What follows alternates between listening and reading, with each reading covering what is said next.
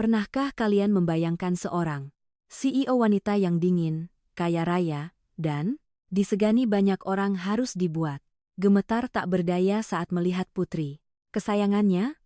Putri kecil yang sudah tahun membisu dan menutup diri dari dunia tiba-tiba membuka mulutnya. Namun, bukan untuk memanggil ibunya, melainkan memanggil ayah kepada seorang overboy miskin yang kerap dihina dan dicaci maki di kantor itu. Bagaimana bisa seorang pemuda lugu yang bekerja sebagai tukang bersih-bersih menjadi kunci dari suara hati yang telah lama terkunci? Dan rahasia besar, apa yang sebenarnya disembunyikan oleh pemuda itu di balik penampilan sederhananya? Selamat datang di saluran Ken Arok Productions. Sebelum kita masuk ke kisah yang penuh air mata dan kejutan ini, jangan lupa untuk menekan tombol subscribe, like, dan aktifkan lonceng notifikasinya agar kalian tidak ketinggalan kelanjutan ceritanya. Saya doakan bagi teman-teman yang sudah subscribe, semoga rezekinya mengalir deras seperti air yang tak pernah putus, tubuhnya selalu diberikan kesehatan, hidupnya penuh keberkahan, dan senantiasa bahagia bersama keluarga tercinta. Amin. Coba tulis di kolom komentar dari kota mana saja kalian berasal. Insya Allah doa tulus kita bersama akan diijabah oleh Tuhan semesta alam. Mari kita mulai kisahnya. Di lantai 20 sebuah gedung perkantoran megah di Jalan Jenderal Sudirman, Yogyakarta. Suasana terasa begitu dingin. Bukan hanya karena pendingin ruangan yang dipasang pada suhu terendah, melainkan karena kehadiran sosok pemimpin di sana. Ratna, seorang wanita berusia 29 tahun duduk di kursi kebesarannya dengan tatapan yang tajam, menatap layar laptop. Di dunia bisnis tekstil, ia dijuluki sebagai Ratu Es. Ia cantik, cerdas, namun nyaris tak pernah tersenyum. Bagi Ratna, senyuman adalah kemewahan yang telah hilang sejak kecelakaan tragis merenggut suaminya 2 tahun lalu. Para karyawan di luar ruangan kaca itu bekerja dalam ketegangan. Mereka tahu satu kesalahan kecil bisa berakibat fatal. Namun, pemandangan kontras tersaji di sudut ruangan mewah Ratna. Di atas sofa kulit impor yang empuk, duduk seorang gadis kecil berusia 5 tahun dengan wajah yang sangat mirip ibunya. Namanya Bulan. Gadis kecil itu cantik, matanya bulat, bersinar, namun tatapannya kosong. Tidak ada tawa, tidak ada celoteh riang, layaknya anak-anak seusianya. Bulan hanya menunduk. Tangannya sibuk mencoret-coret kertas putih dengan pensil warna hitam. Hanya warna hitam.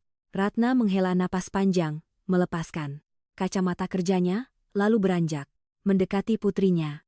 Suara langkah sepatu hak tinggi Ratna terdengar menggema di ruangan yang sunyi itu. Namun, Bulan sama sekali tidak menoleh. Ratna berlutut di hadapan putrinya, mencoba mensejajarkan tingginya dengan Bulan. Ia mengeluarkan sebuah kotak kado berwarna merah muda yang ia beli tadi siang. Di dalamnya terdapat boneka beruang yang sangat mahal dan lembut.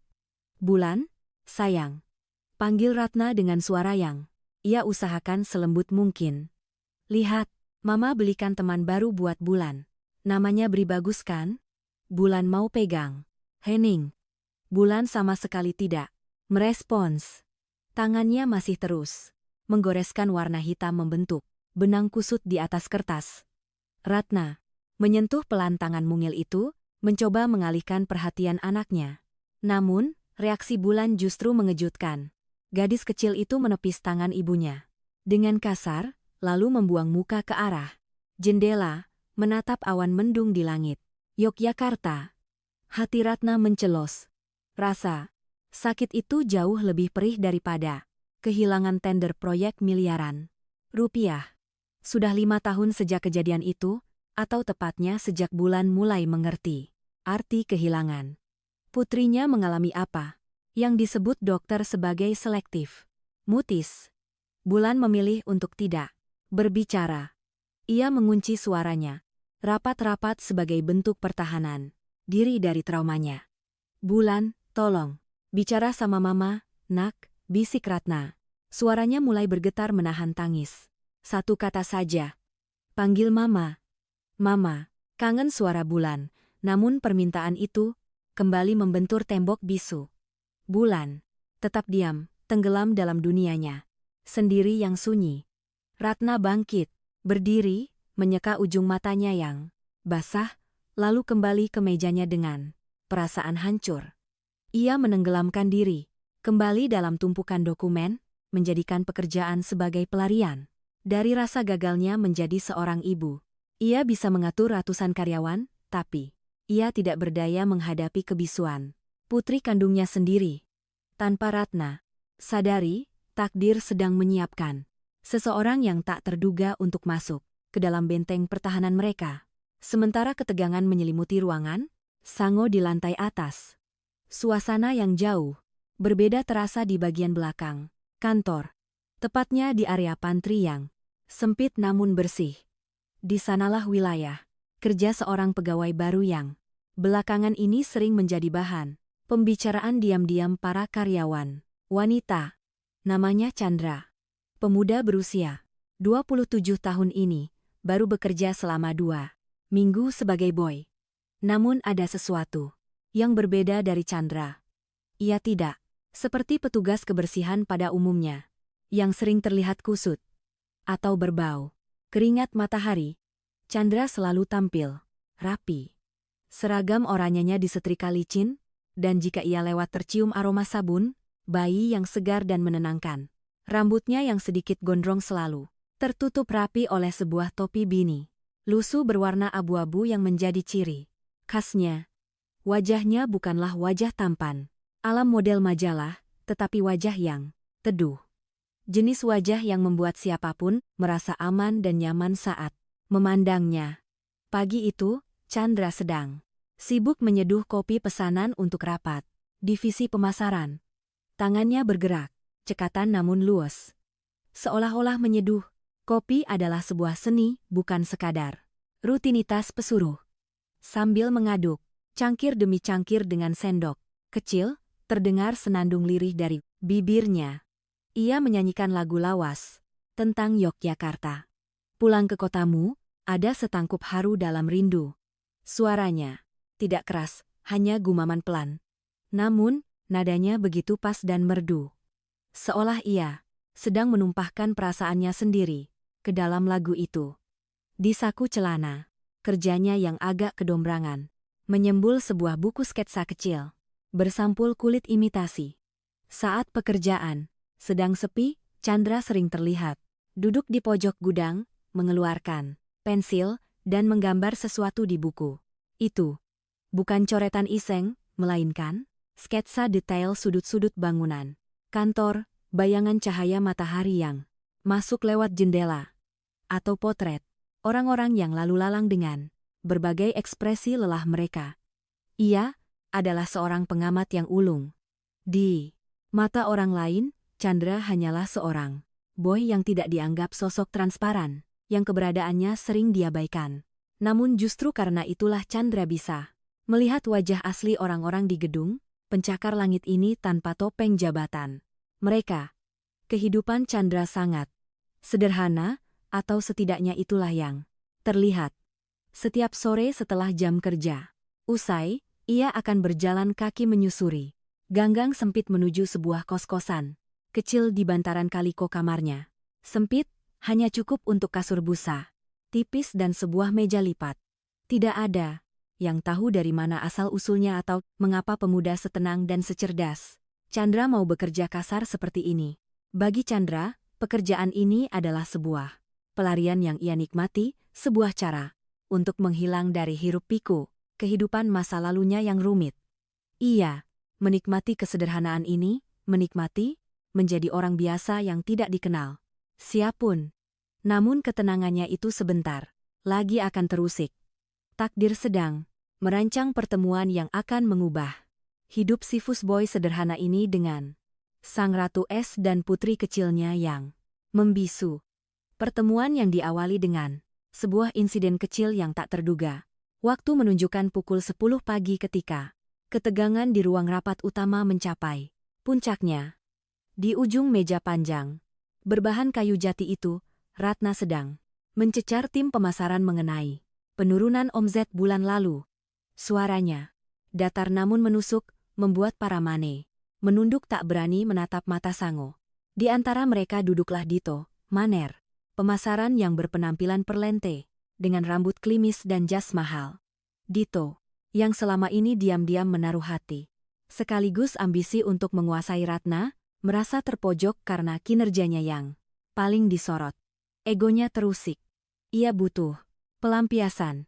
Ia butuh seseorang yang lebih rendah darinya untuk diinjak agar dirinya merasa tinggi kembali.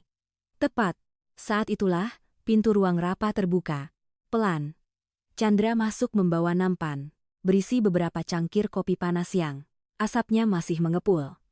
Langkahnya hati-hati dan sopan, berusaha tidak menimbulkan suara yang mengganggu. Jalannya rapat. Ia berkeliling, meletakkan cangkir di depan para peserta. Rapat. Giliran tiba di meja Dito. Chandra membungkuk sedikit untuk menyajikan kopi hitam pesanan Sanger. Namun dengan gerakan cepat yang luput dari pandangan orang banyak, Dito sengaja menyentakkan sikunya kasar tepat saat Chandra hendak menaruh cangkir. Cairan hitam panas itu pun tumpah bukan ke meja, melainkan menetes tepat di atas sepatu kulit buatan luar negeri milik Dito yang mengkilap. Dito langsung berdiri dan menggebrak meja membuat seisi ruangan terlonjak kaget. Ia menunjuk wajah Chandra dengan jari telunjuknya yang gemetar karena marah. "Heh, kamu punya mata tidak? Lihat apa yang kamu lakukan. Sepatu saya hancur." Bentaknya kasar. Suaranya menggema memecah kesunyian ruang rapat yang berpendingin udara itu. Chandra terdiam sejenak. Ia tahu betul itu bukan kesalahannya, tapi ia memilih tidak membantah demi menjaga ketenangan. Dengan tenang, ia mengambil serbat bersih dari saku celananya dan segera berjongkok di dekat kaki Dito. "Maaf, Pak.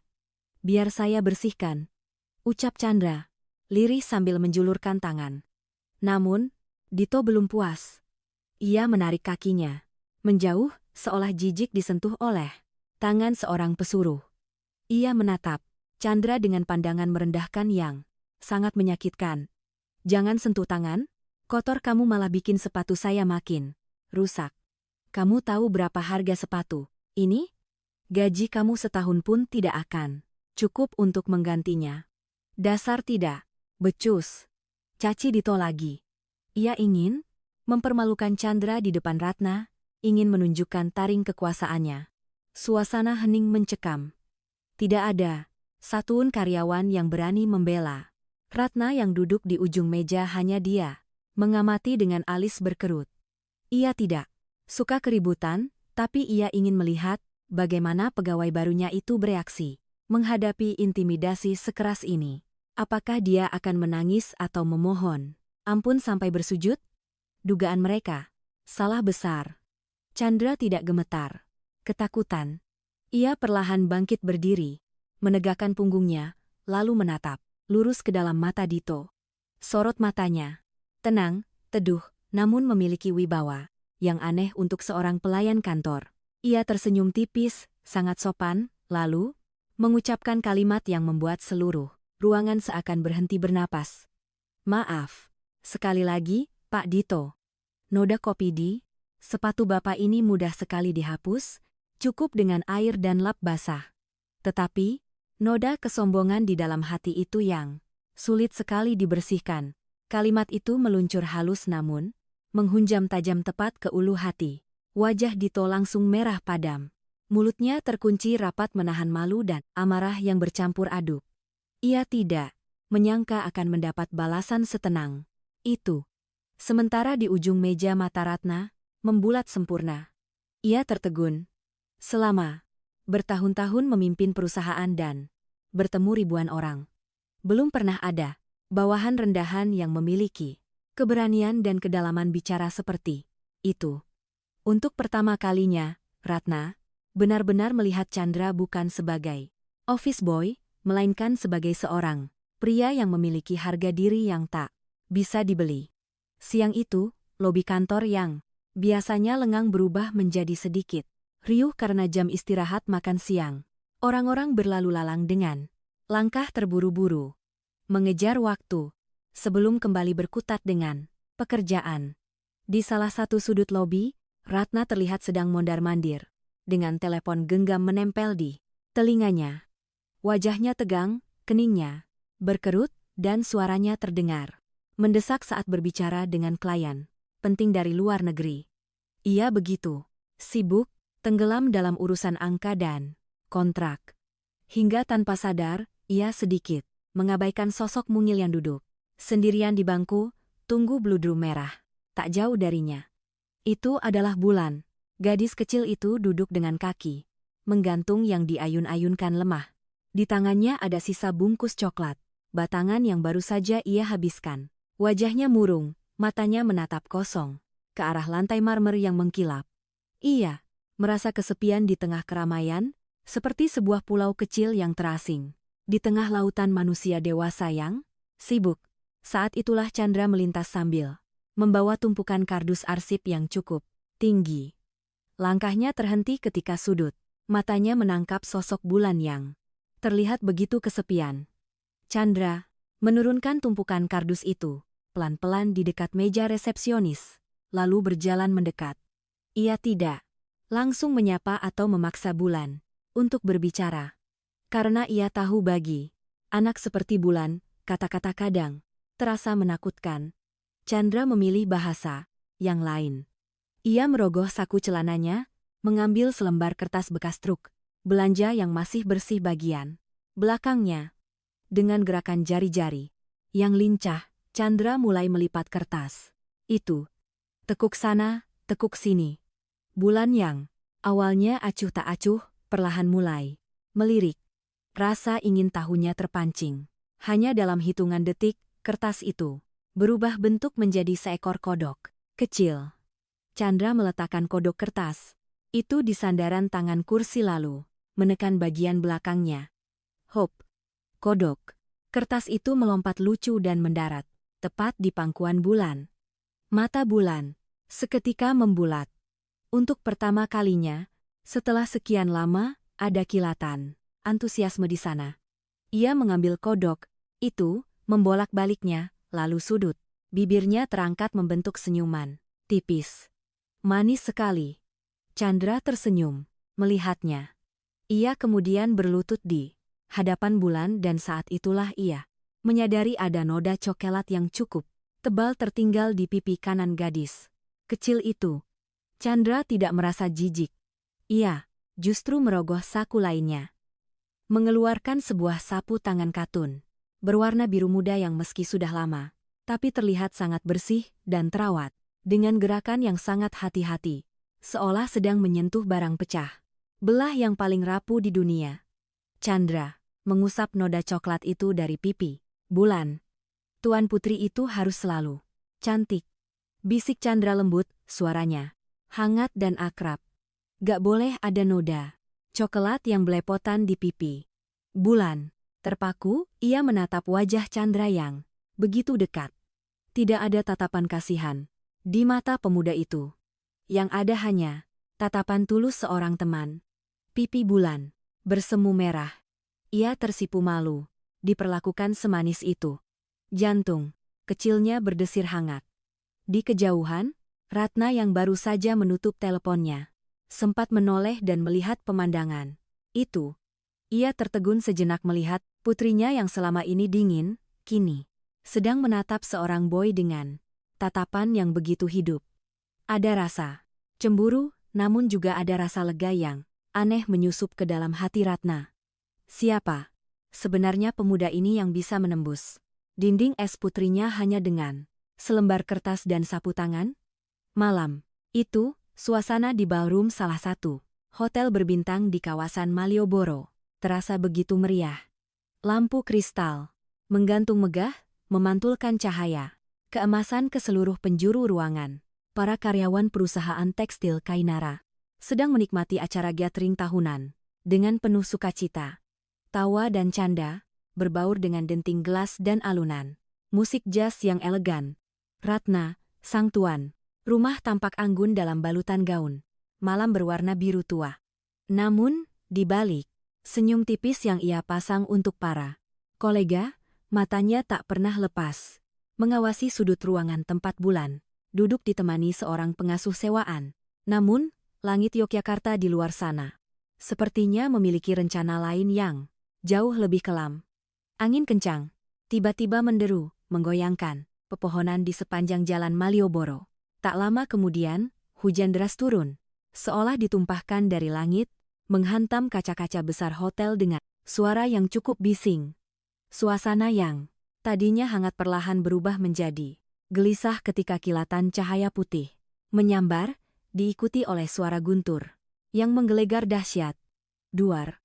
Suara ledakan langit itu begitu keras hingga membuat getaran pada lantai gedung. Bagi orang dewasa itu mungkin hanya petir biasa. Namun bagi Bulan, suara dentuman keras itu adalah mimpi buruk yang menjadi nyata. Ingatannya langsung terlempar kembali ke 2 tahun lalu pada suara benturan logam mobil yang merenggut nyawa ayahnya. Tubuh kecil Bulan gemetar. Hebat. Wajahnya pucat pasi, keringat dingin mengucur deras. Ia menutup kedua telinganya rapat-rapat, mencoba menghalau suara monster yang meraung di kepalanya. Di saat yang bersamaan, listrik di hotel itu mendadak padam, total akibat sambaran petir. Ruangan menjadi gelap gulita. Teriakan kaget terdengar di mana-mana. Kekacauan terjadi. Ratna yang sedang berbincang dengan investor panik bukan main. Bulan kamu di mana?" teriak Ratna di tengah kegelapan. Suaranya syarat akan ketakutan. Beberapa detik kemudian, lampu darurat menyala. Remang-remang diikuti oleh nyalanya kembali lampu utama. Ratna langsung berlari menerobos kerumunan orang menuju sudut ruangan tadi. Jantungnya seakan berhenti berdetak saat melihat kursi itu kosong. Pengasuh sewaan tampak bingung dan ketakutan mencari ke sekeliling. "Di mana anak saya? Kemana Bulan pergi?" bentak Ratna sambil mencengkeram lengan si pengasuh. Maaf Bu, tadi gelap sekali." Tiba-tiba nona kecil lari karena takut suara petir. Jawab pengasuh itu terbata-bata. Ratna histeris. Ia berlari keluar ballroom menuju lobi. Diikuti oleh Dito yang berusaha terlihat sibuk mengatur keamanan. "Cari dia. Tutup semua pintu keluar. Jangan sampai anak saya keluar hotel," perintah Dito dengan suara lantang kepada satpam. Namun ia sendiri tidak beranjak dari tempat yang kering dan nyaman di lobi. Sementara itu, di luar sana hujan badai semakin menggila. Ratna menatap pintu kaca lobi yang basah, kuyup dengan perasaan hancur. Bayangan putrinya yang kecil dan tak bisa bicara, sendirian di tengah badai yang menakutkan membuat kakinya lemas. Ia tidak peduli pada gaun mahalnya. Ia tidak peduli pada citranya sebagai CEO. Yang ia tahu putri kecilnya sedang ketakutan setengah mati dan membutuhkan dirinya. Namun di tengah kepanikan itu, ada satu orang yang tidak banyak bicara, tapi langsung bertindak menembus hujan. Orang itu bukanlah Dito, bukan pula tim keamanan, melainkan Chandra. Area parkir luar hotel itu kini tak ubahnya seperti sungai kecil. Air menggenang setinggi mata kaki. Sementara hujan masih turun. Dengan bengisnya, seolah ingin menenggelamkan seluruh kota Yogyakarta. Di tengah kekacauan cuaca itu, sesosok tubuh kurus berlarian menerobos tirai air. Chandra tanpa mempedulikan seragamnya yang sudah basah kuyup dan menempel di badan, terus memicingkan mata mencari keberadaan gadis kecil itu di antara deretan mobil-mobil mewah yang terparkir. Firasatnya tajam. Ia tidak berlari ke arah gerbang utama seperti satpam, melainkan menuju sudut parkiran yang agak gelap di balik sebuah pilar beton besar.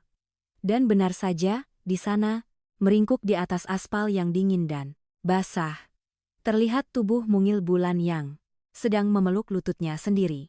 Tubuhnya gemetar hebat bukan hanya karena dingin, tapi karena trauma yang menghimpit dadanya setiap kali kilat menyambar langit. Chandra tidak langsung menyambar anak itu. Ia tahu gerakan tiba-tiba hanya akan menambah kepanikan. Perlahan, Chandra melepas jaket seragam oranyenya yang tebal, menyisakan kaos oblong putih tipis yang basah di tubuhnya. Dengan gerakan lembut namun cekatan, ia membentangkan jaket itu di atas kepala Bulan, melindunginya dari gempuran air hujan. Chandra kemudian berlutut di genangan air, membiarkan celananya kotor terkena lumpur agar wajahnya bisa sejajar dengan Bulan. Bulan? Hei, lihat sini ada Om Chandra. Tidak apa-apa. Petirnya cuma mau lewat. Kok? Bisik Chandra dengan nada, menenangkan mengabaikan dingin yang menusuk tulang rusuknya sendiri. Saat itulah dari arah lobi terdengar teriakan histeris. Ratna berlari kencang tanpa alas kaki. Ia membuang sepatu hak tingginya agar bisa berlari lebih cepat. Gaun malam mahalnya hancur terkena lumpur dan hujan. Rambutnya yang tadinya disanggul rapi, kini terurai berantakan, menutupi wajah. Di belakangnya, Dito dan beberapa staf mengejar sambil membawa payung yang sia-sia karena angin terlalu kencang. Bulan ya Tuhan, nak. Ratna menjatuhkan dirinya di aspal, tepat di samping Chandra dan Bulan. Tangannya gemetar hendak meraih putrinya. Namun, sesuatu yang ajaib dan membingungkan terjadi. Bulan perlahan mengangkat wajahnya yang basah oleh air mata dan hujan. Tatapannya tidak tertuju pada Ratna, ibunya yang sedang menangis, melainkan terpaku lurus pada manik mata Chandra yang teduh. Di mata gadis kecil, itu, sosok Chandra yang memayunginya dari badai tampak tumpang tindih dengan bayangan sosok ayah yang dirindukannya. Bibir mungil yang telah terkunci rapat selama 5 tahun itu perlahan terbuka. Bergetar, ragu, namun akhirnya sebuah suara serak dan lirih berhasil lolos, mengalahkan suara derasnya hujan. Ayah, takut. Waktu seakan berhenti berputar. Ratna membeku di tempatnya. Mulutnya ternganga, matanya terbelalak tak percaya. Kata yang selama ini ia nanti-nantikan. Kata yang ia rindukan, setengah mati akhirnya keluar. Namun, kata itu bukan ditujukan padanya dan bukan memanggil namanya. Putrinya baru saja memanggil seorang boy dengan sebutan ayah. Di tengah deru hujan yang memekakkan telinga, keheningan yang mencekam justru menyelimuti hati Ratna. Ia menatap Chandra dengan pandangan yang sulit, diartikan antara rasa syukur yang meluap, kebingungan yang hebat dan rasa cemburu yang menusuk. Suasana malam di utara stasiun Tugu Yogyakarta masih ramai meski jam sudah menunjukkan pukul 11 rosoh malam. Suara deru kereta api yang melintas sesekali terdengar beradu dengan riuh rendah percakapan orang-orang yang sedang menikmati makan malam di pinggir jalan. Di salah satu sudut angkringan kopi jos yang terkenal, itu tersaji sebuah pemandangan yang sangat kontras dan menarik perhatian beberapa pengunjung lain. Ratna Sango, yang biasanya duduk di kursi kulit ergonomis ruang beracuk, kaku di atas bangku kayu panjang yang keras. Gaun malahalnya yang seharga puluhan juta rupiah itu tampak kusut dan bernoda lumpur kering. Rambutnya yang tadinya basah, kini mulai mengering tak beraturan. Ia tampak seperti ikan yang dipaksa keluar dari akuarium emasnya dan dilempar ke trotoar. Di sampingnya, Bulan tertidur pulas dalam gendongan Chandra. Tangan mungil gadis kecil itu mencengkeram erat kaos oblong Chandra, seolah takut jika pegangannya lepas. Sedikit saja, sosok ayah barunya itu akan menghilang. Chandra sendiri tampak santai. Ia menyeruput teh panas dari gelas belimbing, seolah tidak terjadi apa-apa. Di hadapan mereka tersaji beberapa bungkus nasi kucing dan sate usus yang masih mengepul, aroma arang yang dimasukkan ke dalam kopi di meja sebelah mengeluar di udara. Ratna menatap Chandra dengan tatapan menyelidik. Kejadian di hotel tadi benar-benar menampar logikanya.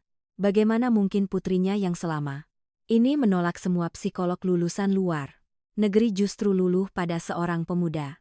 Lulusan entah mana ini. Saya mau kamu kerja buat saya. Ucap Ratna tiba-tiba memecah keheningan di antara mereka. Suaranya terdengar tegas, namun ada nada memohon yang tersirat di sana.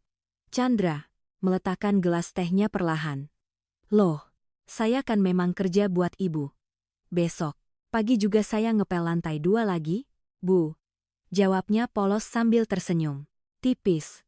Ratna menggeleng cepat, sedikit. Frustrasi dengan kepolosan atau mungkin kepura-puraan bawahannya itu. Bukan itu. Maksud saya, Chandra, lihat bulan, dia tidak mau lepas dari kamu. Saya mau kamu jadi pengasuh pribadi bulan di luar jam kantor. Temani dia main, jemput dia sekolah kalau perlu. Saya akan bayar kamu 3 kali lipat. Tidak 5 kali lipat dari gaji UMR kamu sebagai OB. Sepakat. Ratna mengeluarkan jurus andalannya. Uang. Ia yakin pemuda miskin seperti Chandra pasti akan langsung mengangguk. Girang mendengar tawaran fantastis itu. Namun dugaan Ratna meleset lagi. Chandra justru terkekeh pelan, menggelengkan kepalanya. Bu Ratna, kalau soal uang, gaji saya sebagai OB sudah cukup buat bayar kos dan makan sate kere. Tolak. Chandra halus namun tegas. Ratna ternyanga. Orang macam apa yang menolak rezeki nomplok seperti ini? Tapi Bu, lanjut Chandra. Matanya berbinar jenaka. Saya punya satu syarat kalau ibu benar-benar mau saya temani dik bulan. Apa? Motor baru lunasi hutang? Tanya Ratna cepat. Bukan. Jawab Chandra sambil membetulkan posisi tidur bulan agar lebih nyaman. Saya cuma minta izin khusus. Setiap pagi tolong izinkan saya telat masuk kerja 15 menit, soalnya ada kucing liar di pasar dekat kosan saya yang baru melahirkan. Saya harus kasih makan induknya dulu sebelum berangkat kerja. Kalau saya telat nanti potong gaji juga enggak apa-apa, asal jangan dipecat. Ratna terdiam 1000 bahasa. Ia menatap wajah Chandra lekat-lekat, mencari kebohongan di sana, tapi nihil. Pemuda ini menolak uang jutaan rupiah dan hanya meminta izin terlambat 15 menit demi seekor kucing pasar. Tanpa sadar, sudut bibir Ratna berkedut, menahan senyum. Hatinya yang beku perlahan mulai merasakan kehangatan yang aneh. Di bawah temaram lampu tenda, angkringan dan aroma kopi arang, kesepakatan paling tidak masuk akal dalam sejarah hidup Ratna pun terjadi. Malam minggu berikutnya, Chandra menepati janjinya untuk mengajak bulan jalan-jalan. Namun, destinasi yang dipilih pemuda itu sungguh di luar dugaan Ratna. Ia tidak membawa mereka ke pusat perbelanjaan mewah yang dingin dan steril, melainkan ke jantung keramaian rakyat Yogyakarta di malam hari. Alun-alun kidul. Tempat itu gemerlap, riuh dan penuh warna oleh lampu neon dari puluhan mobil hias kayu yang berputar mengelilingi lapangan. Ratna berdiri mematung di pinggir jalan dengan wajah sangsi. Tangannya bersedekap dada. Ia menatap sebuah mobil hias berbentuk tokoh kartun Hello Kitty dengan lampu warna-warni norak yang menyilaukan mata. Di sekeliling mereka, aroma jagung bakar dan asap kendaraan bercampur jadi satu. Kamu serius, Chandra? Kita naik benda ini? Tanya Ratna ragu. Nada suaranya menyeratkan ketidakpercayaan. Ia membayangkan apa kata kolega bisnisnya jika melihat seorang CEO perusahaan tekstil ternama sedang menggenjot becak lampu di alun-alun kota. Serius dong, Bu. Ini namanya limusin versi rakyat jelata. Dijamin anti macet, bebas emisi, dan ada AC, alaminya alias angin jendela. Chandra santai sambil menaikkan bulan ke kursi penumpang depan. Bulan tampak sangat antusias. Matanya berbinar, memantulkan cahaya lampu neon. Akhirnya, demi melihat senyum putrinya, Ratna menurunkan gengsinya. Dengan setengah hati, ia duduk di samping Chandra di kursi pengemudi belakang.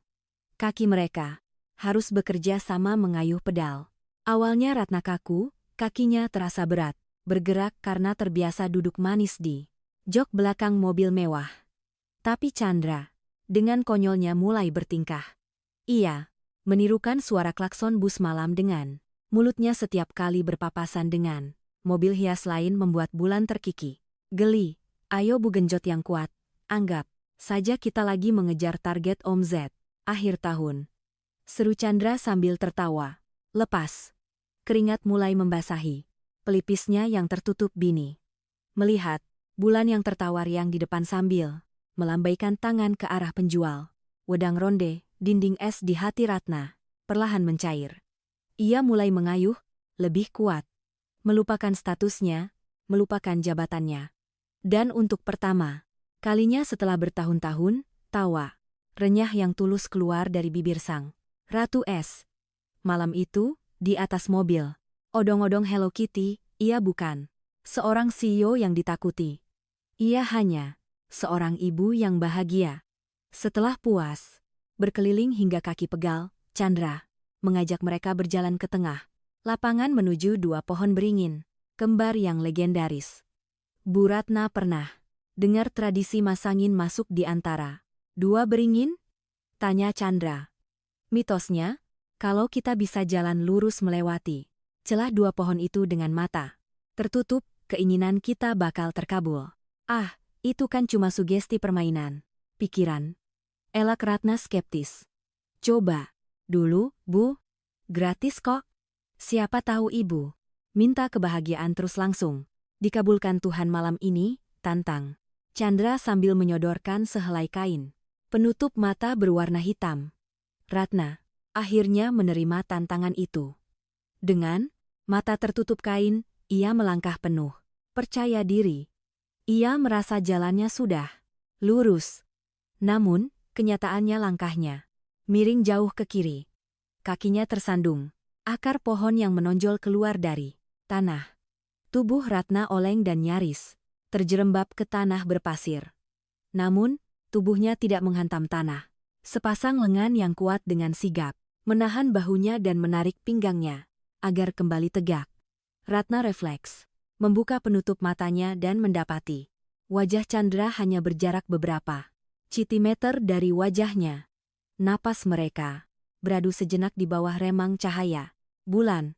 Hati-hati, Bu, bisik Chandra lembut. Matanya menatap lekat ke Manik, mata Ratna yang masih terkejut. Kalau jatuh ke aspal itu sakit, cuma bisa dikasih obat merah. Tapi kalau Ibu sampai jatuh ke hati saya, wah itu nanti susah bangunnya loh.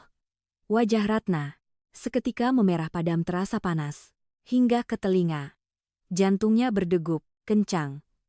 Bukan karena kaget hampir jatuh, melainkan karena kalimat sederhana dari seorang boy yang berani menggombalinya di bawah pohon beringin.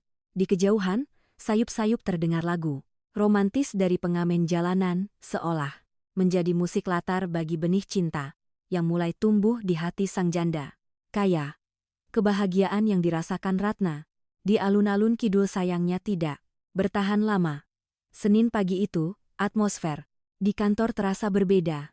Seolah ada badai tak kasat mata yang sedang berkumpul di langit-langit ruangan. Di balik dinding kaca ruangannya, Dito mengamati gerak-gerik Ratna dengan tatapan nyala. Ia melihat sesuatu yang membuatnya terbakar api cemburu. Ratna, sang atasan yang biasanya kaku, kini sesekali tersenyum menatap layar ponselnya. Dito yakin wanita itu sedang melihat foto kebersamaannya dengan si office boy rendahan itu. Bagi Dito, ini bukan lagi sekadar persaingan cinta, melainkan penghinaan terhadap harga dirinya sebagai seorang manajer berpendidikan tinggi. Ia tidak bisa membiarkan seorang tukang pel merebut posisi yang sudah lama ia incar. Rencana jahat pun disusun dengan rapi dan kejam. Dito tahu kelemahan terbesar Ratna bukanlah uang atau perusahaan, melainkan keselamatan putrinya. Bulan siang itu, saat jam istirahat, Chandra sedang sibuk membersihkan ruang rapat yang kosong. Tas kerjanya, sebuah tas kain sederhana yang biasa ia bawa tergeletak di sudut ruangan. Memanfaatkan situasi sepi, karena sebagian besar karyawan sedang makan siang di luar, Dito menyelinap masuk.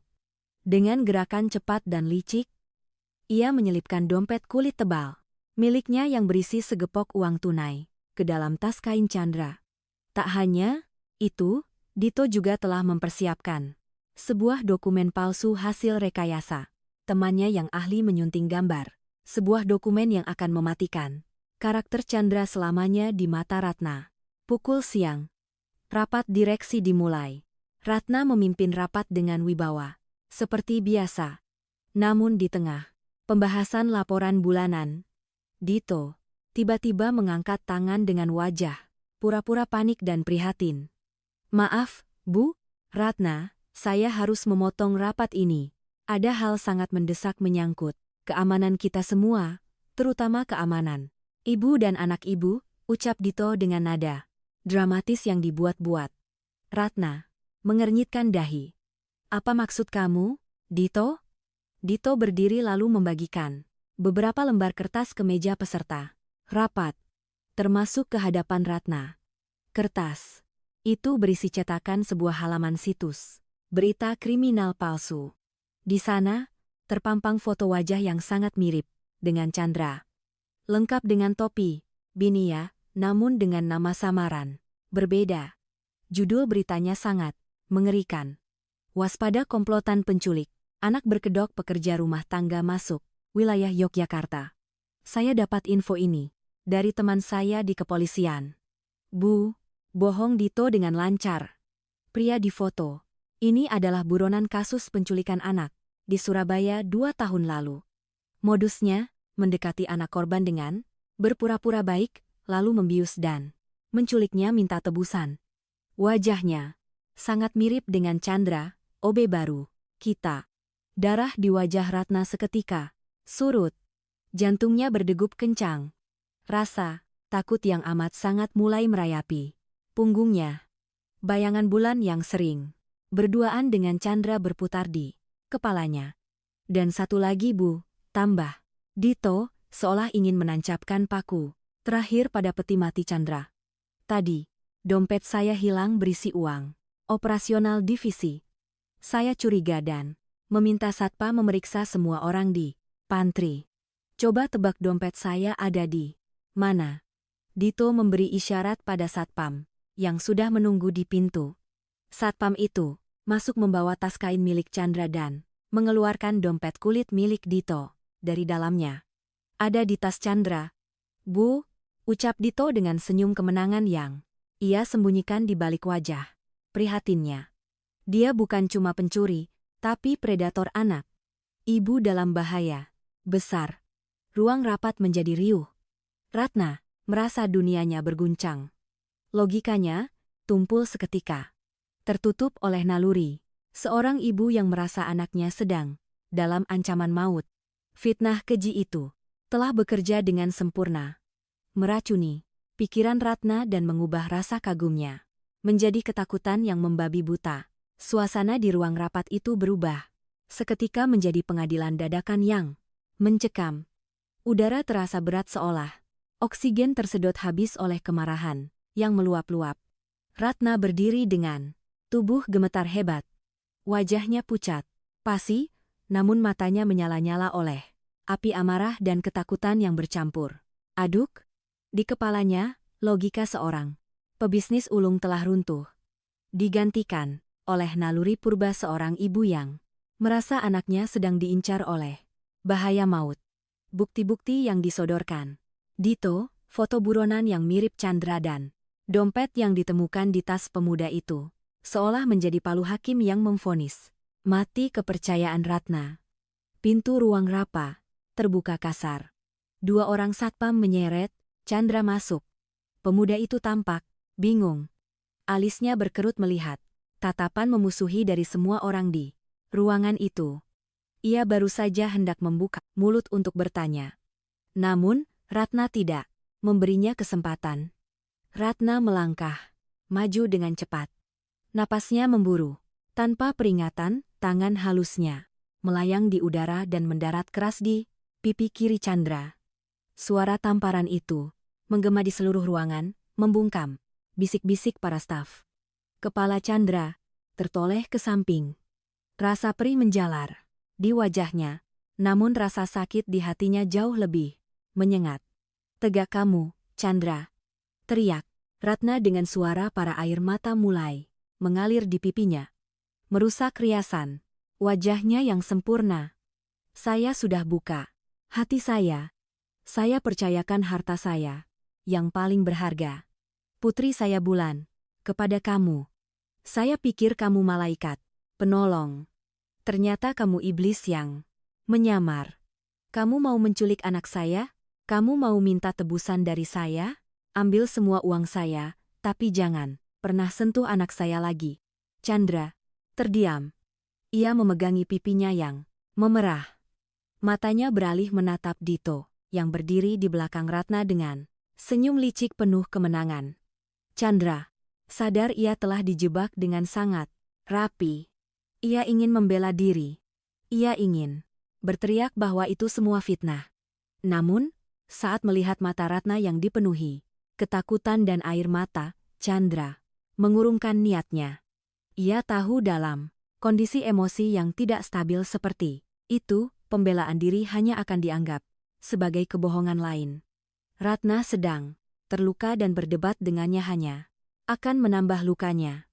Dengan hati yang hancur, Chandra perlahan melepaskan kartu identitas pegawainya yang menggantung di leher. Ia meletakkannya dengan lembut di atas meja rapat yang mengkilap, tepat di samping dokumen fitnah itu. Ia menegakkan tubuhnya, menatap Ratna bukan dengan kemarahan, melainkan dengan tatapan iba dan kesedihan yang mendalam. Bu Ratna, ucap Chandra pelan. Suaranya tenang, namun bergetar menahan emosi. Ibu boleh percaya pada kertas-kertas itu.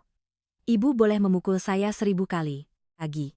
Tapi demi Tuhan, saya tidak pernah berniat jahat sedikit pun pada Dik Bulan. Dia anak yang baik, Bu. Tolong jaga dia.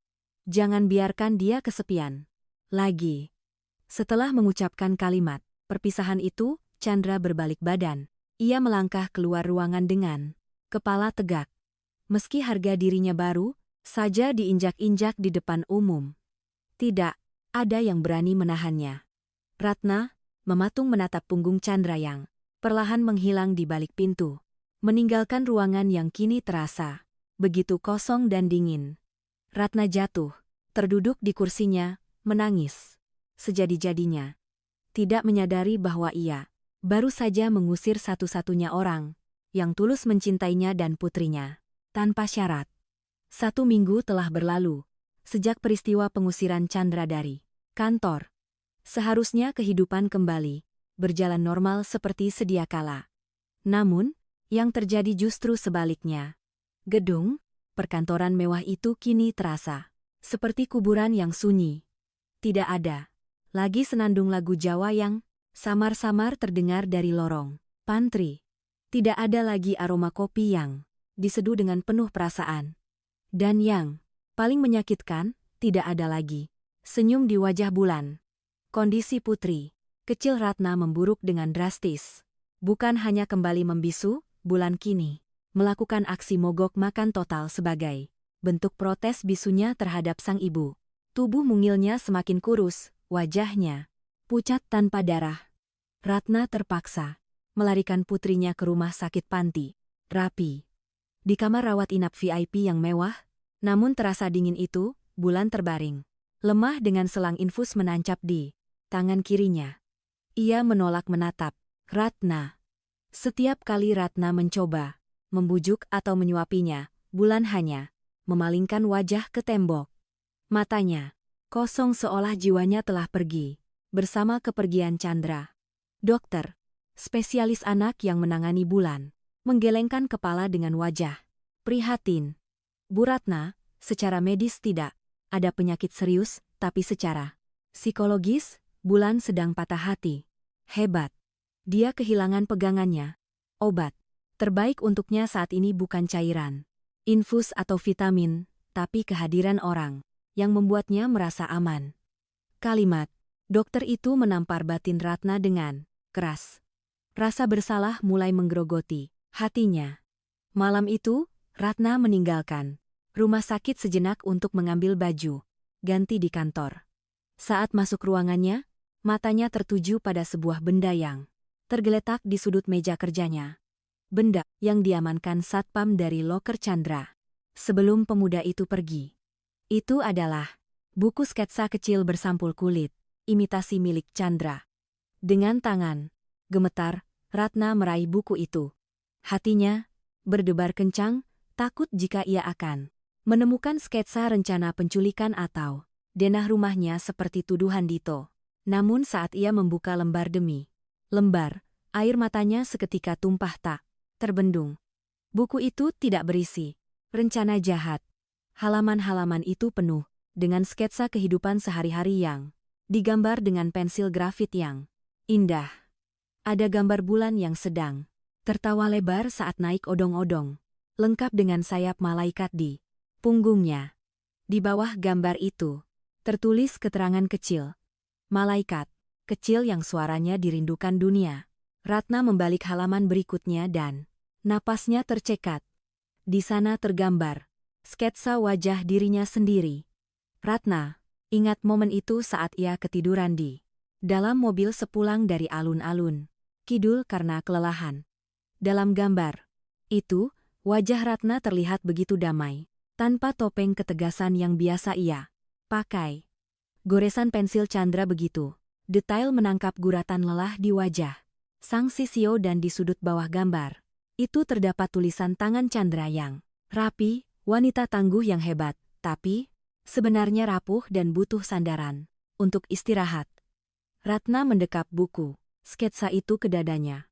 Tangisnya pecah, memecah kesunyian kantor malam itu. Ia sadar ia telah melakukan kesalahan terbesar dalam hidupnya. Chandra bukan penjahat. Tidak mungkin seorang penjahat bisa melihat dan menggambar jiwa mereka dengan ketulusan sedalam ini. Tuduhan Dito adalah racun dan Ratna baru saja meminumnya hingga melukai satu-satunya orang yang tulus peduli pada mereka. Malam itu di bawah temaram lampu meja kerja sang Ratu S. Akhirnya luluh lantak oleh penyesalan yang terlambat. Pagi itu, matahari belum terlalu tinggi ketika sebuah mobil Alphard putih terlihat kesulitan memasuki gang sempit di kawasan bantaran Kaliko. Ratna dengan mata sembab dan wajah lelah, nekat menyetir sendiri mobil mewahnya ke daerah padat penduduk itu. Naluri dan rasa bersalah menuntunnya untuk mencari satu-satunya obat bagi putrinya. Chandra berbekal alamat yang tercantum di data karyawan lama. Ratna akhirnya berhenti di depan sebuah rumah petak sederhana dengan cat tembok yang mulai mengelupas. Itu adalah kos-kosan tempat Chandra tinggal. Ratna turun dari mobil, mengabaikan tatapan heran warga sekitar yang jarang melihat wanita berpenampilan mahal masuk ke wilayah mereka. Ia mengetuk pintu kayu yang rapuh itu dengan tidak sabar. Tak lama kemudian, seorang wanita paruhaya dengan daster batik lusuh keluar. Itu ibu kos. "Maaf, Bu. Saya mencari Chandra." "Apakah dia ada?" tanya Ratna to the point. Suaranya terdengar mendesak.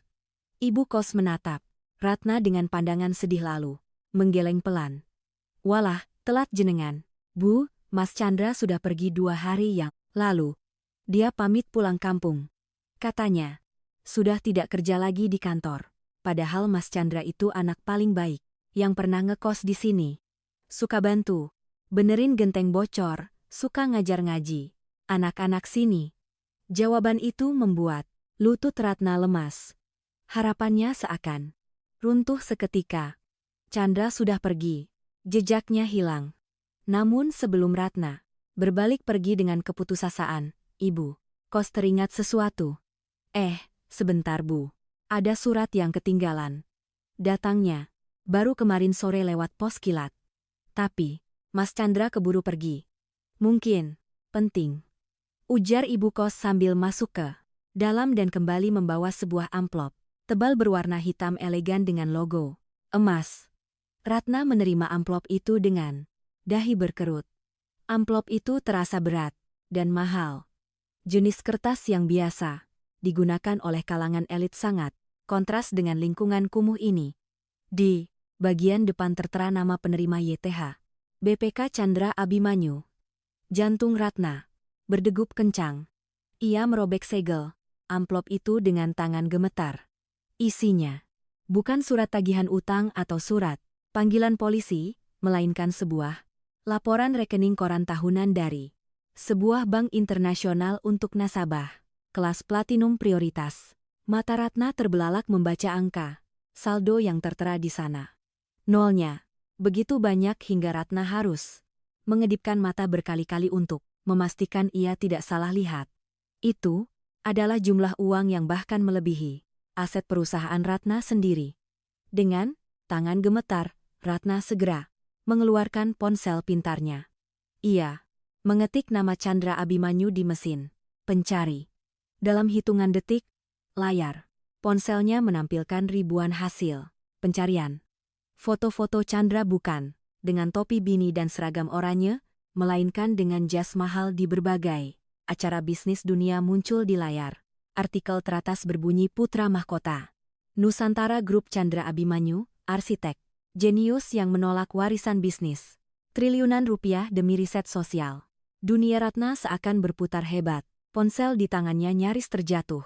Pria yang selama ini ia anggap sebagai office boy miskin, pria yang ia hina dengan uang, dan pria yang ia tampar karena dituduh mencuri recehan ternyata adalah putra tunggal dari pemilik holding company raksasa, investor utama, yang sedang ditunggu-tunggu Ratna untuk menyelamatkan perusahaannya dari kebangkrutan. Chandra bukan penjahat yang mengincar hartanya. Chandra adalah pangeran yang sedang menyamar dan Ratna baru saja mengusirnya dengan cara yang paling memalukan. Rasa malu dan penyesalan kini menghantam dada Ratna, jauh lebih keras dari sebelumnya. Malam itu, kemegahan Candi Prambanan seolah menjadi saksi bisu bagi drama kehidupan yang akan mencapai puncaknya. Pelataran Candi Hindu terbesar di Asia Tenggara itu telah disulap menjadi venue makan malam yang luar biasa mewah. Lampu-lampu sorot berwarna keemasan menembak ke arah menara candi menciptakan siluet yang agung dan mistis di bawah langit malam yang bertabur bintang. Ini adalah acara gala dinner pertemuan para investor besar. Momen hidup dan mati bagi perusahaan tekstil milik Ratna yang sedang diambang kebangkrutan akibat sabotase internal. Ratna hadir di sana, namun jiwanya seolah tidak berada di tempat. Ia mengenakan gaun kebaya modern, bernuansa hitam yang elegan. Namun, wajahnya menyeratkan kecemasan yang mendalam. Ia tahu siapa yang akan datang. Fakta yang ia temukan di kosan kumuh terus menghantui pikirannya. Ia akan bertemu Chandra bukan sebagai atasan dan bawahan, melainkan sebagai seorang pendosa yang menghadap hakimnya. Di sebelahnya, Dito berdiri dengan percaya diri yang berlebihan. Pria licik itu mengenakan jas terbaiknya, sibuk menebar senyum palsu ke sana kemari, sama sekali tidak menyadari bahwa lehernya sedang berada di ujung tanduk. Bu Ratna, tenang saja. Presentasi saya nanti pasti akan memukau perwakilan Nusantara Group. Investor itu pasti akan menyuntikkan dana segar buat kita. Lagi pula hama pengganggu seperti Shinobe itu sudah kita buang. Jadi aura perusahaan kita sudah bersih. Bisik Dito dengan nada angkuh masih sempat-sempatnya menghina Chandra. Ratna hanya diam. Tangannya mencengkeram erat gelas minumannya, hingga buku-buku jarinya memutih. Ia ingin sekali berteriak di depan wajah Dito, namun suaranya tercekat. Tiba-tiba, lampu utama meredup. Suara pembawa acara menggema melalui pengeras suara, memecah keriuhan tamu undangan. Hadirin sekalian, mohon perhatiannya. Mari kita sambut tamu kehormatan kita malam ini. Sosok visioner di balik desain arsitektur hijau yang sedang mendunia sekaligus. Perwakilan tunggal dari Nusantara Group. Inilah Bapak Chandra Abimanyu. Semua mata tertuju ke arah panggung utama. Dari balik tirai bludru melangkah keluar seorang pria dengan postur tegap, sempurna. Tidak ada lagi topi bini lusuh. Tidak ada lagi seragam oranye yang bau matahari. Pria itu mengenakan Setelan jas tuxedo hitam potongan Italia, yang membalut tubuhnya dengan pas.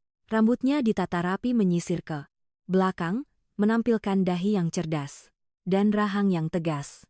Wajahnya bersih, bercahaya, dan memancarkan aura kekuasaan yang tak terbantahkan. Itu Chandra. Dito yang sedang meminum koktailnya tersedak hebat hingga terbatuk-batuk. Matanya melotot seakan mau keluar dari kelopaknya. Lo itu, kan? Dito tergagap. Jarinya menunjuk, gemetar ke arah panggung. Itu si Chandra. OB maling. Kenapa dia ada di sana? Satpam. Mana Satpam? Ratna menatap sosok di panggung itu, dengan mata berkaca-kaca. Chandra berjalan tenang menuju podium. Tatapannya menyapu seluruh hadirin, dengan wibawa seorang pemimpin hingga akhirnya matanya berhenti dan terkunci pada satu titik. Meja nomor 7 tempat Ratna dan Dito berada. Tatapan itu bukan lagi tatapan teduh si penyeduh kopi, melainkan tatapan tajam seekor elang yang siap menyambar mangsanya. Malam itu, di bawah bayang-bayang Candi Roro, Jonggrang, sang pangeran telah kembali untuk mengambil taktanya dan menuntut keadilan. Suara tepuk tangan yang tadinya riuh menyambut kehadiran Chandra perlahan mereda, digantikan oleh keheningan yang mencekam. Chandra berdiri tegak di atas panggung. Tangannya memegang pelantang suara dengan santai, namun penuh kendali. Ia tidak langsung memulai pidato bisnis tentang angka atau keuntungan. Matanya yang tajam menyapu seluruh hadirin, lalu berhenti tepat di wajah Dito yang kini sudah banjir keringat dingin hingga membasahi kerah kemejanya.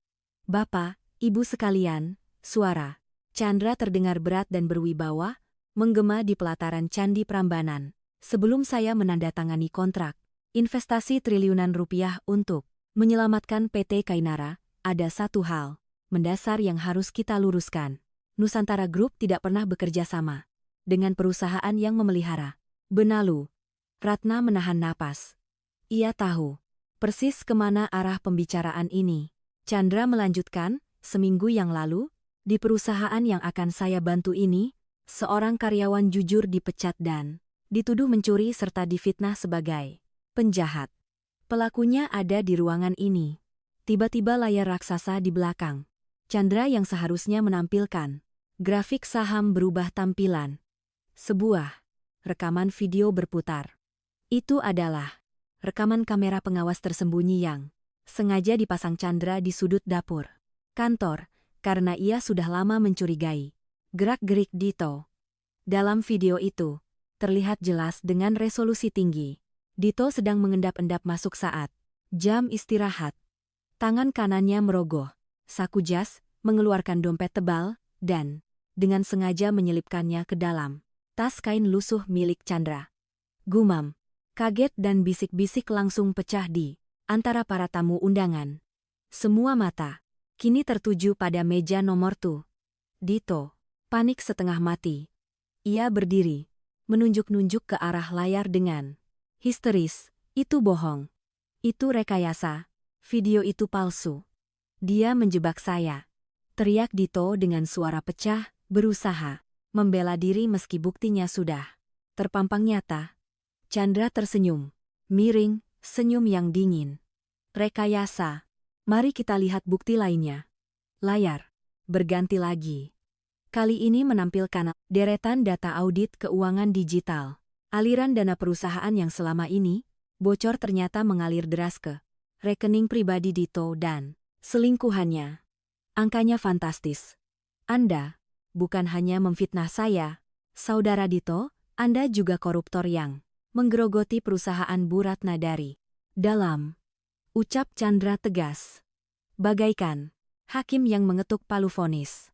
Belum sempat Dito membuka mulut untuk menyangka lagi, 4 orang polisi berseragam lengkap sudah muncul dari sisi panggung. Mereka berjalan tegap, membelah kerumunan menuju meja Dito. Keberanian Dito lenyap seketika. Kakinya lemas, wajahnya pucat pasi seperti mayat hidup. Ia mencoba lari. Namun terlambat, borgol besi langsung terpasang di kedua tangannya dengan bunyi klik yang Menyakitkan. Bu Ratna, tolong saya. Ini, salah paham. Saya cuma mau melindungi Ibu. Dito meronta-ronta sambil diseret keluar oleh polisi. Melewati Ratna yang hanya duduk mematung. Ratna tidak menoleh sedikit pun pada Dito. Matanya hanya tertuju pada Chandra di atas panggung. Ada rasa lega yang luar biasa, karena kebenaran akhirnya terungkap. Namun di saat yang sama, rasa malu yang amat besar menghantam dadanya.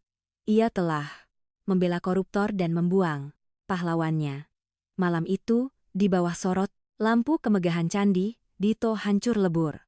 Dan Ratna harus bersiap menghadapi pengadilan hati nuraninya sendiri di hadapan Chandra. Hingar-bingar, penangkapan Dito telah berlalu. Pesta mewah itu perlahan bubar, menyisakan keheningan malam yang syahdu. Ratna menyingkir dari keramaian, berdiri sendirian di balkon restoran yang menghadap langsung ke arah candi Prambanan. Angin malam yang berhembus pelan menerpa wajahnya, namun tidak mampu mengeringkan jejak air mata yang sedari tadi mengalir deras. Ia merasa sangat kecil di hadapan bangunan candi yang megah itu, dan terlebih lagi ia merasa sangat kerdil di hadapan hati nuraninya sendiri. Rasa malu, penyesalan, dan rindu bercampur menjadi satu, menyesakkan dada.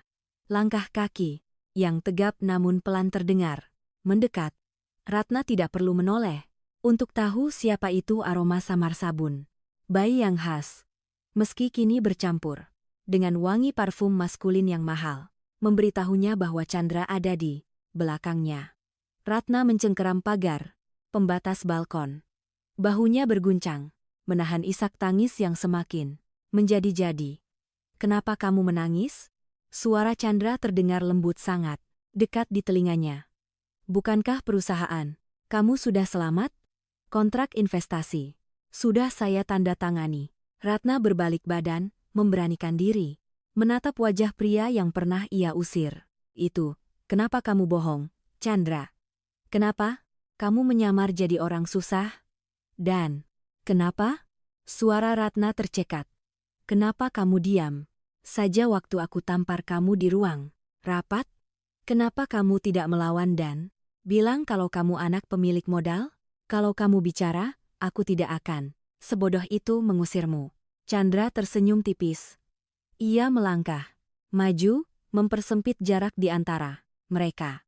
Tangannya terulur dengan lembut, menghapus air mata di pipi Ratna, menggunakan sapu tangan yang sama yang pernah ia pakai untuk membersihkan pipi Bulan.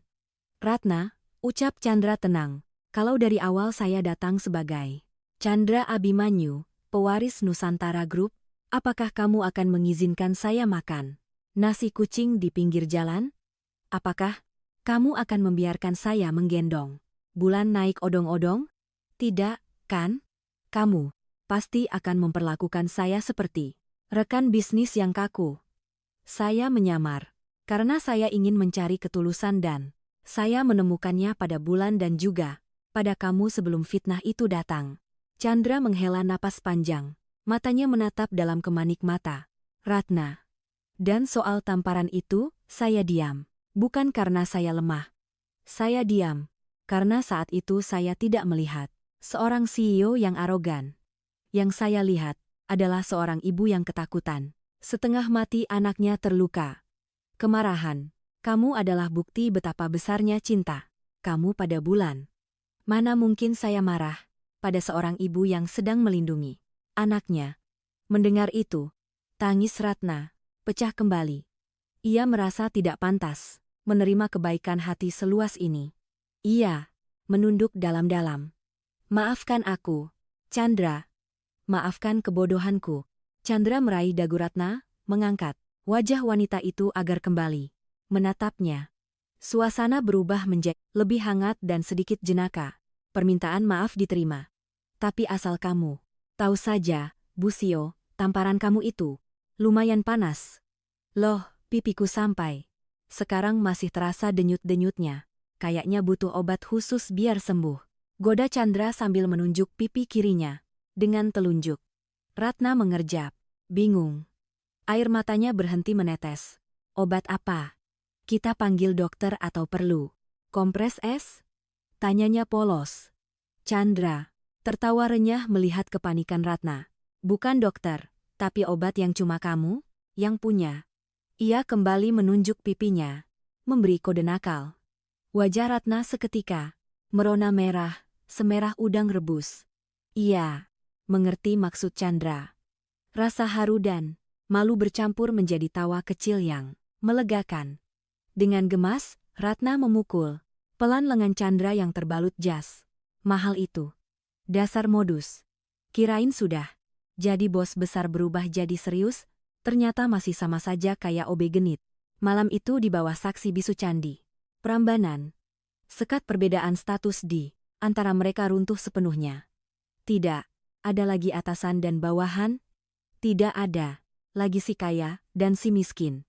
Yang ada hanya dua hati yang saling memaafkan dan siap memulai lembaran baru yang lebih indah. 1 bulan telah berlalu sejak malam dramatis di Candi Prambanan. Jika dulu rumah mewah milik Ratna terasa dingin dan sepi seperti museum tak berpenghuni, kini suasana di sana berubah 180 derajat. Setiap akhir pekan, rumah itu dipenuhi oleh gelak tawa dan kehangatan yang tak pernah terbayangkan sebelumnya. Chandra, sang miliarder muda, kini menjadi tamu tetap di sana.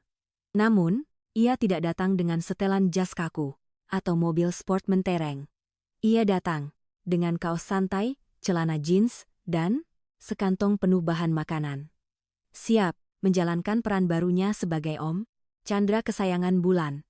Minggu pagi itu, dapur bersih Ratna yang biasanya steril dan jarang tersentuh berubah menjadi medan perang yang manis. Mereka bertiga sedang mencoba membuat kue cupcak cake cokelat. Ternyata menjadi CEO hebat tidak menjamin Ratna ahli di dapur. Wanita itu tampak kewalahan dengan mixer di tangannya.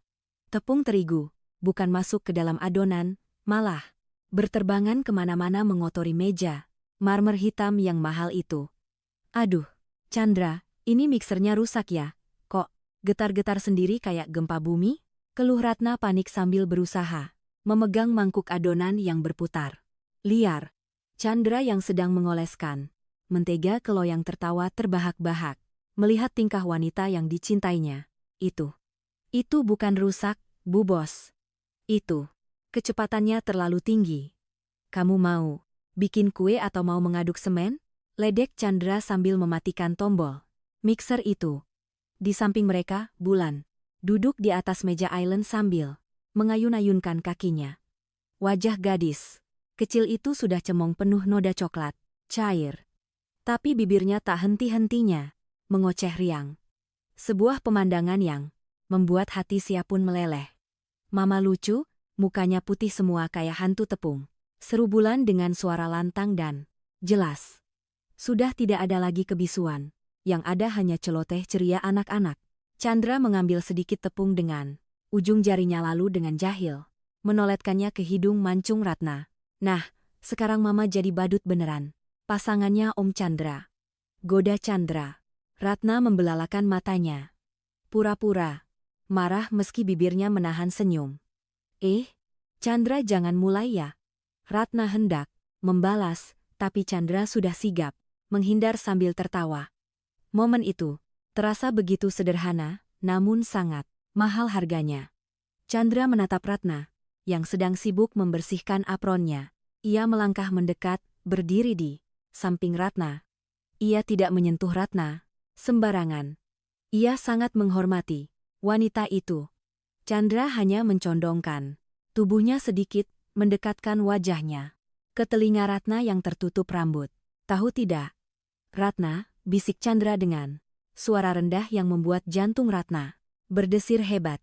Wangi parfum mahal kamu memang enak, tapi wangi vanila dan tepung kue di baju kamu hari ini, itu wangi favorit saya. Wangi rumah. Wangi masa depan. Wajah Ratna seketika bersemu. Merah jambu, lebih manis dari adonan kue yang mereka buat. Ia menunduk malu, menyembunyikan senyum bahagianya. Di dapur yang berantakan itu, di antara tepung yang berserakan dan aroma coklat panggang, benih cinta mereka tumbuh. Semakin subur, mengakar kuat dalam. Harmoni keluarga kecil yang mulai terbentuk sempurna. Malam itu, Chandra membawa Ratna dan Bulan berkendara, menanjak ke arah Gunung Kidul. Tujuan? Mereka bukanlah restoran bintang 5 atau villa mewah, melainkan sebuah tempat sederhana di pinggir jalan yang dikenal sebagai Bukit Bintang. Di sana mereka bertiga duduk santai di atas kap mesin mobil, membiarkan kaki mereka menggantung sambil menikmati jagung bakar hangat di tengah hembusan angin. Malam yang cukup menusuk tulang. Pemandangan di depan mata mereka sungguh memukau. Dari ketinggian itu, kota Yogyakarta di bawah sana tampak seperti lautan kunang-kunang raksasa. Ribuan lampu kota berkelap-kelip bersaing dengan bintang-bintang di langit kelam. Suasana begitu syahdu dan romantis, seolah alam semesta sedang merestui kebersamaan mereka. Bulan sudah sibuk menghitung lampu-lampu di bawah sana dengan jari mungilnya. Sementara Chandra dan Ratna menikmati keheningan yang nyaman. Tiba-tiba Chandra merogoh saku celananya. Ratna yang melihat gerakan itu sempat menahan napas. Apakah Chandra akan mengeluarkan kotak bludru merah berisi cincin berlian mahal? Mengingat status Chandra sekarang sebagai triliuner, hal itu sangat mungkin terjadi. Namun, sekali lagi Chandra memberikan kejutan. Yang ia keluarkan bukanlah kotak perhiasan, melainkan selembar kertas lipat berwarna emas, mengkilap di bawah sorot lampu jalan yang remang-remang, jari-jari terampil. Chandra mulai melipat kertas itu. Ratna mengamati dengan bingung bercampur haru. Dalam hitungan detik, kertas emas itu telah berubah bentuk menjadi sebuah cincin mainan yang sederhana namun rapi. Chandra bergeser sedikit, menatap wajah Ratna dengan tatapan yang sangat dalam dan serius. Ia meraih tangan kiri Ratna, lalu meletakkan cincin kertas itu di telapak tangan wanita itu. Ratna, ucap Chandra lembut. Suaranya bersaing dengan desau angin. Aku bisa saja membelikanmu cincin berlian yang paling besar dari toko perhiasan termahal di dunia besok pagi. Tapi cincin kertas ini beda. Ini simbol janji aku. Kertas ini rapuh. Tapi, kalau dijaga dengan 2 tangan, dia akan bertahan selamanya. Sama seperti hati kita. Ratna terdiam. Matanya mulai berkaca-kaca. Chandra melanjutkan kali ini dengan senyum tulus yang memikat. Hati. Aku memang pemilik perusahaan, tapi di hadapan kamu dan Bulan, aku ingin melamar posisi yang lebih rendah. Tapi paling penting, aku ingin melamar kerja menjadi boy seumur hidup untuk hati kalian. Tugasku melayani kebahagiaanmu, membersihkan kesedihanmu, dan menjaga senyum kalian setiap hari, tanpa hari libur. Chandra menarik napas panjang lalu mengucapkan kalimat pamungkasnya. Ratna, maukah kamu memecat status jandamu malam ini dan merekrut aku secara resmi menjadi suami dan ayah bagi Bulan? Air mata bahagia tumpah, membasahi pipi Ratna. Ia tidak butuh kemewahan. Ia hanya butuh kepastian dan ketulusan ini. Tanpa ragu, Ratna mengangguk mantap. Saya terima lamaran kerjanya, Pak OB. Mulai besok kamu dilarang resign seumur hidup. Chandra tertawa lega, lalu menyematkan cincin kertas itu di jari manis Ratna. Tiba-tiba dari tengah mereka, Bulan meloncat girang sambil bertepuk tangan. Hore! Bulan punya Papa Chandra. Bulan punya Papa Chandra. Sorak-sorai polos gadis kecil itu memecah keheningan malam di Bukit Bintang. Chandra langsung merangkul kedua perempuan yang paling dicintainya itu. Di atas bukit dengan latar belakang jutaan lampu kota Yogyakarta, sebuah keluarga baru telah lahir. Bukan karena ikatan darah atau harta, melainkan karena ikatan cinta yang tulus.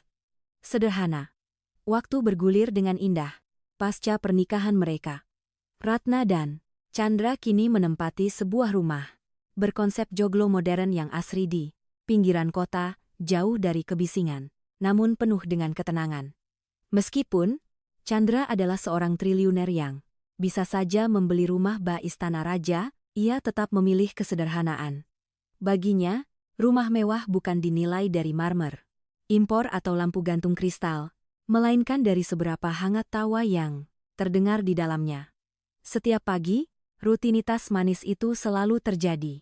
Chandra yang kini menjabat sebagai komisaris utama namun tetap rendah hati, tidak pernah absen melakukan tugas favoritnya, menyisir rambut Bulan sebelum berangkat sekolah. Dengan telaten, tangan besar Chandra merapikan rambut putri sambungnya, mengepang dua, atau mengikat kuncir kuda sesuai permintaan sang tuan putri. Pemandangan Chandra yang gagah dengan apron masak, sedang menyisir rambut anak kecil, menjadi sarapan terindah bagi Ratna setiap harinya. Namun layaknya rumah tangga pada umumnya, kerikil-kerikil kecil yang lucu kerap mewarnai hari-hari mereka.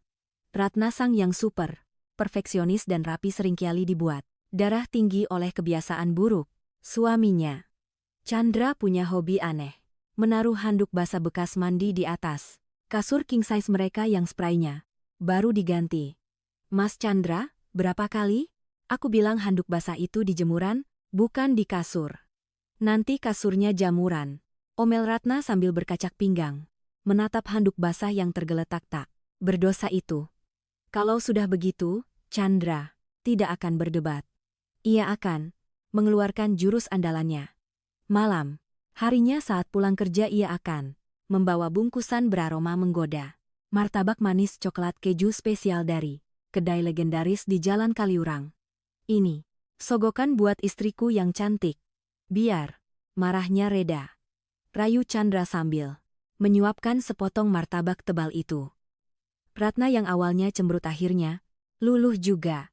Mulutnya sibuk mengunyah, sambil menahan senyum. Awas ya kalau diulangi lagi, ancamnya yang sama sekali tidak terdengar seram. Di kantor, dinamika mereka pun menjadi rahasia umum yang menggemaskan. Perusahaan tekstil Ratna kini berkembang pesat berkat suntikan modal dan visi Chandra. Mereka sering memimpin rapat direksi bersama. Di hadapan para manajer, mereka bersikap profesional, berdebat soal strategi dan angka. Namun tidak ada yang tahu di bawah meja rapat yang panjang itu, tangan Chandra sering diam-diam menggenggam erat tangan Ratna, memberikan remasan lembut sebagai tanda dukungan. Sebuah romansa diam-diam yang membuat pekerjaan seberat apapun terasa ringan. Chandra benar-benar membuktikan janjinya di Bukit Bintang. Ia menjadi pelayan setia bagi kebahagiaan hati Ratna dan Bulan. 12 tahun berlalu begitu cepat seperti hembusan angin di sore hari. Hari ini, sebuah aula besar di salah satu SMA favorit di Yogyakarta dipadati oleh ratusan orang tua murid yang hadir dengan wajah bangga. Di barisan paling depan duduklah sepasang suami istri yang terlihat sangat serasi. Chandra yang kini rambutnya mulai dihiasi uban-uban perak, namun justru membuatnya terlihat semakin karismatik. Duduk, merangkul bahu Ratna. Ratna sendiri tampak anggun. Wajahnya memancarkan kebahagiaan yang tak bisa disembunyikan. Di atas panggung wisuda berdiri seorang gadis remaja berusia 17 tahun yang cantik jelita. Itu adalah Bulan. Ia berdiri tegak di depan podium sebagai lulusan terbaik tahun ini. Siap memberikan pidato perpisahan. Tidak ada lagi jejak gadis kecil pemalu yang membisu dan takut pada dunia. Bulan kini tumbuh menjadi gadis yang percaya diri, cerdas, dan penuh kasih. Bulan menarik napas panjang, menatap ke arah kedua orang tuanya, lalu mulai berbicara dengan suara yang lantang namun lembut. Bapak, Ibu guru, dan teman-teman semua, dulu saya pernah hidup dalam dunia tanpa suara selama 5 tahun. Saya pikir diam adalah cara terbaik untuk melindungi diri dari rasa sakit. Saya pikir tidak ada orang yang mau mendengar suara hati anak kecil yang rusak seperti saya. Bulan berhenti sejenak, matanya berkaca-kaca menatap lurus ke arah Chandra. Tapi kemudian datang seorang pahlawan tanpa jubah. Dia bukan datang dengan kuda putih, tapi dengan sapu dan kain pel. Dia datang bukan dengan janji manis, tapi dengan origami kertas bekas. Dan ketulusan yang luar biasa. Pria itu, papa saya mengajarkan satu hal penting, bahwa cinta itu tidak butuh suara keras untuk didengar, tapi butuh hati yang tulus untuk dirasakan. Terima kasih, Papa, karena sudah menjadi pendengar setiaku saat aku belum bisa bicara. Terima kasih sudah mengembalikan suaraku. Suara tepuk tangan membahana memenuhi ruangan aula. Banyak orang tua yang menyeka air mata haru mendengar pidato tulus itu. Di kursinya, Chandra tak kuasa menahan air matanya. Ia meremas tangan. Ratna erat-erat. Ratna menatap suaminya dengan penuh cinta dan rasa syukur yang mendalam. Dari saku jasnya, Chandra mengeluarkan selembar kertas kecil. Dengan jari-jari yang kini mulai keriput, namun masih terampil, ia melipat kertas itu dengan cepat. Sebuah burung bangau. Kertas kecil tercipta. Chandra mengangkat origami itu tinggi-tinggi ke arah bulan. Di panggung lalu mengacungkan jempolnya. Bulan tersenyum lebar, membalas dengan membentuk tanda hati sarang hayau dengan kedua tangannya. Kisah tentang Sio dingin, putri yang membisu, dan boy yang menyamar kini telah mencapai akhir yang sempurna. Bukan karena harta yang melimpah, tapi karena cinta sederhana yang mampu menyembuhkan luka paling dalam sekalipun. Dan di kota Yogyakarta yang istimewa ini, kisah mereka akan terus abadi, tersimpan dalam setiap lipatan kenangan dan senandung rindu yang tak pernah usai. Nah, Sobat Ken, Arok Productions, itulah tadi kisah mengharukan perjalanan cinta Ratna, Chandra, dan Bulan. Bagaimana menurut kalian? Bagian mana yang paling bikin baper? Tulis pendapat kalian di kolom komentar ya. Jangan lupa untuk bagikan video ini ke teman-teman kalian agar mereka juga bisa merasakan inspirasi dari cerita ini. Sampai jumpa di kisah viral berikutnya. Yeah.